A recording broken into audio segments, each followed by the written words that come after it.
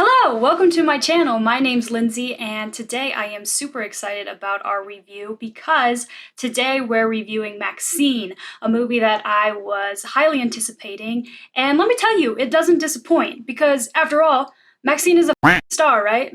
You're a fucking movie star. So let's get into it. MaXXXine is the third installment in Ty West's X series, and it is directed, written, and partly produced by him as well. Mia Goth, who plays MaXXXine, also is a producer on this. It's distributed by A24, and let me tell you, A24 is growing on me a little bit. I will say, I didn't love X, which was the first one, or at least the first one of this trilogy that was released. I liked Pearl a lot better, which was the prequel to X, but MaXXXine takes the cake for me, and I think it's partly due to the reason that it's set in the 80s. And what's not to love about the 80s is you've got your typical nostalgic slasher 80s horror feel. The 80s are so much fun. The music, the colors, the hair, the nostalgia, the culture, the outfits, the geometric patterns. I mean, just fun vibes in general. Who can deny that? Come on. And I love movies set in the 80s, especially horror in the 80s. And this one in particular is smack dab in the middle of the 80s, 1985, Hollywood, LA, California. You've got the Night Stalker roaming around searching for their next victim. You've got MaXXXine, of course, wanted to become a movie star, you know, something more than just an adult film actress. And she finally gets her big break. She ends up scoring a role in a horror film, making her dreams of becoming a movie star start to become a reality. However, she's still dealing with the trauma of the events that happened in the previous film, X, and these events start to bubble up and come to the surface to haunt her. So starting out with some things that I love about this movie, I love how this movie was filmed and edited. I think Ty West hit the nail on the head here.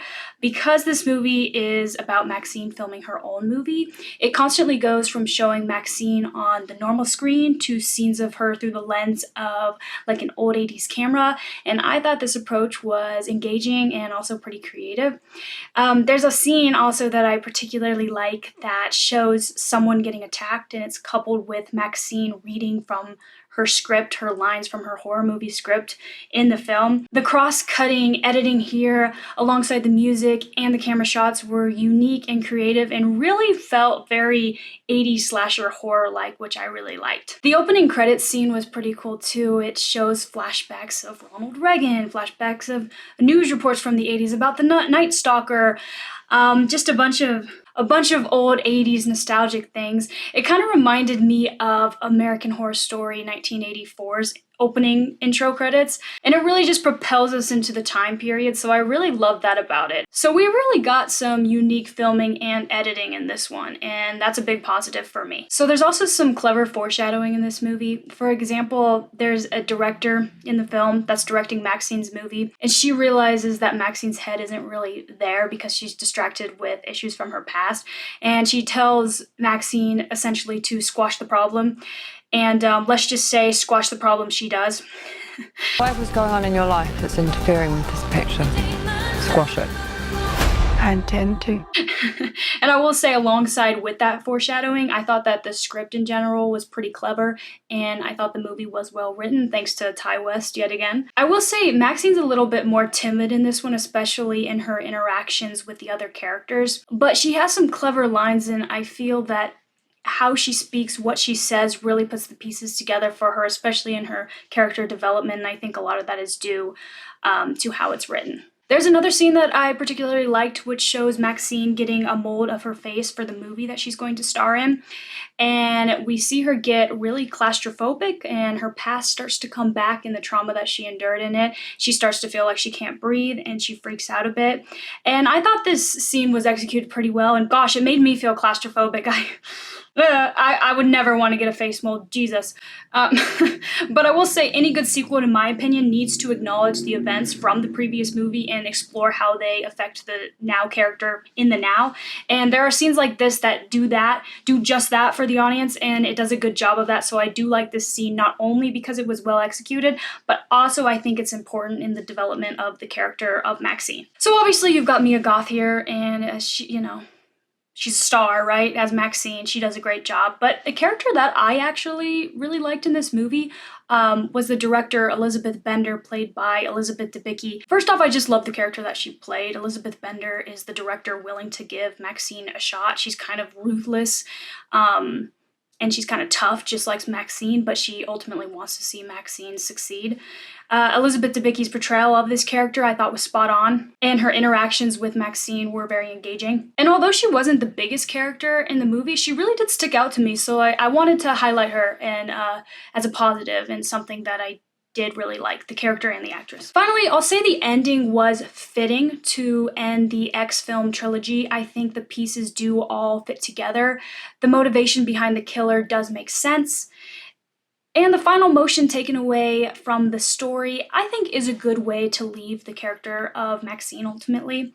No spoilers, so that's that. I'll just say that the ending is simply fitting, and for the most part, pretty satisfying. Moving on to something that I'm kind of unsure of if it's a positive or a negative, and that is the blood and gore effects in this movie.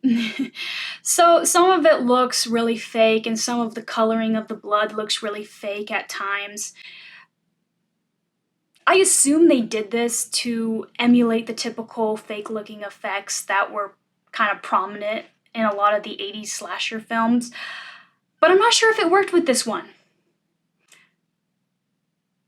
So I'm mixed about it. What'd you guys think? Let me know. On to some more critiques that I have of the movie. There's this wild scene where Maxine is cornered by a man in an alleyway. She basically gets the upper hand, and then she does something that's so unhinged. Like, this scene is unhinged. And the reason it's a con for me is really only because I'm confused, okay? Because one, the man cornering her, this is a small bit, but the man cornering her looks so corny and unintimidating. I'm not sure if it's supposed to be the Night Stalker. I don't think so. I hope not. I think it's just supposed to be a random person on the street intimidating her. I don't know. The other thing is, I guess this scene was real in Maxine's life. At first, I thought it was going to be part of the movie she was filming, and they were going to cut, and it was going to be, you know, just a crazy scene in the movie she was filming, but I'm pretty sure this happened in her real life, and since it was in her real life, there was no follow-up. Like, I'm telling you, it was a little unhinged, and it's like, being as unhinged as that is with no follow-up felt way too random. Like, this scene was so random, and while it's shocking, it was a little bit much, and it was only a little bit much because of the absolute randomness of it. So that scene is, it's just too random for me. But, I mean, I didn't particularly hate it. It was just random. One thing that I think the movie does really lack is a sense of tension and suspense building. There's no real scares, so that is a little bit disappointing. And further, there are a few parts in this movie that did feel a little bit unrealistic, to me at least. There's a scene where someone gets murdered, and there are tons of people gathered around behind the caution tape, kind of looking in at the crime scene, just the general public. And the cops decide to specifically uncover the person's bloody, disfigured face for just the whole public to see. And in my head, I'm like, that would never happen. No way the cops would just be like, looky here. I get it's a movie, I get why they did it, but in my head, I'm like, that's so unrealistic. There's also another little part where they bring Maxine into, I guess, kind of like a morgue, and they show her two more victims' faces and stuff, and I don't think that she agreed to it.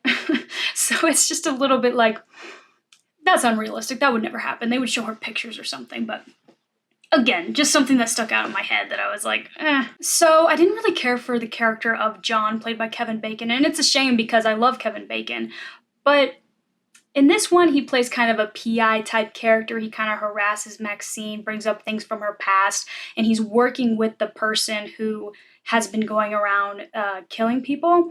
I don't know what it is, but the character was maybe a little cringe and maybe almost unnecessary because he wasn't really the main antagonist. He was just kind of there. And again, he's really just bringing up things from Maxine's past and harassing her in the interest of someone else. And I'm thinking to myself, like, it may actually be a little bit creepier if we didn't know who the person behind this was, who the person's leaving these tapes and stuff. He's also a little bit annoying to me. And there's a chase scene between him and Maxine, and I don't know what it is. Maybe I just don't need to see Kevin Bacon at 65 running.